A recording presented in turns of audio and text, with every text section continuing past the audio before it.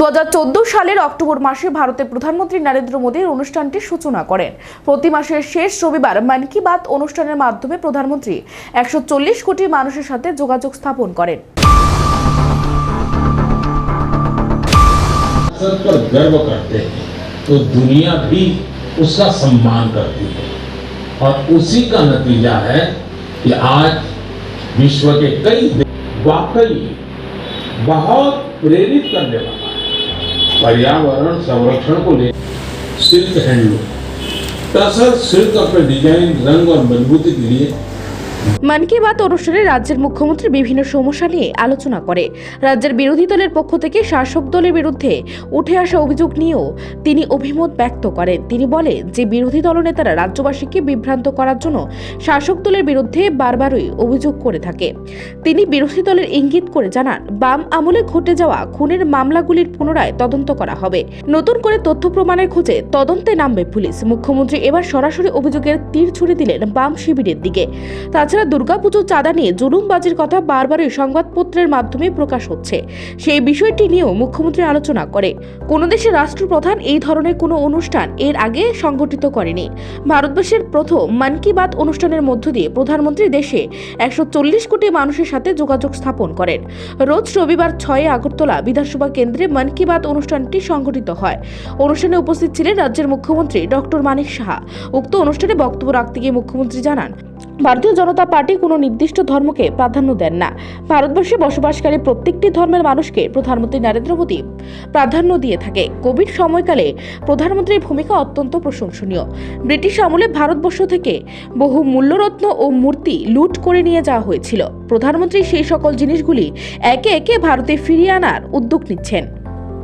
আমরা পজিটিভ কথা বলা, পজিটিভ চিন্তা করা, কারণ এটা কিন্তু একটা মনুষ্যের একটা, আমি বলবো অনেকটা এই ধরনের নেগেটিভ বাতাবরণে যাওয়ার একটা প্রবণতা বেশি থাকে।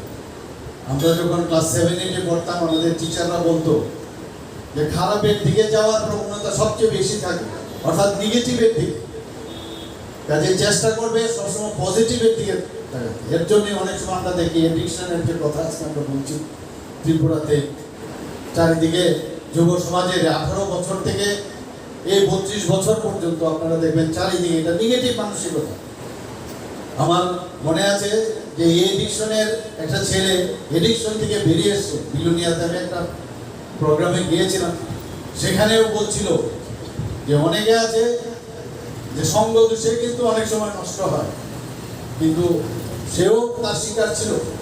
ও বলছে I was a very good player এবং আমি একজন ভালো স্টুডেন্ট ছিলাম, ভালো চাকরিতেও আমি ঢুকেছিলাম, কিন্তু আমার সবসময় একটা চেষ্টা কি থাকতো যে আমি সেন্টার অফ অ্যাট্রাকশনে চাই। কোথাও গেলে আমি যেটা বলছি মানুষ আমার শুনতে হবে।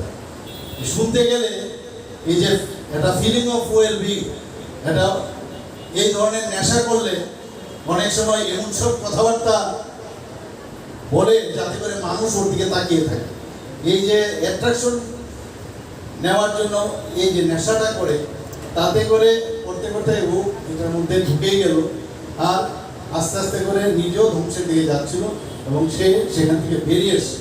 তো এটা আমি একটা উদাহরণ দিলাম।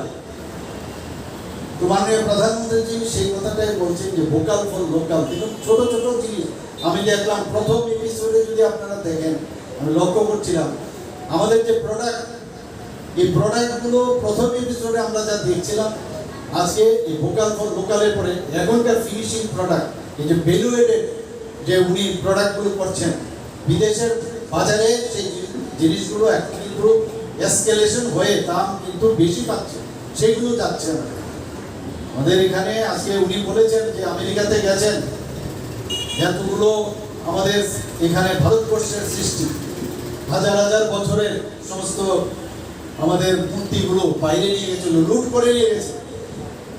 কিরকম রিলেশন থাকবে, কিরকম কনফিডেন্স থাকবে যখন উনি বললেন আমরা ফেরত চাই। এর আগেও কোহিনুরের কথা আমরা শুনেছি, লন্ডন থেকে সে কোহিনুরও সেখানে এসে আরো অনেক জায়গায় ভারতবর্ষের একটা সোনার খনি ছিল। নিজস্ব প্রতিনিধি রিপোর্ট, এশিয়ান টাইমস।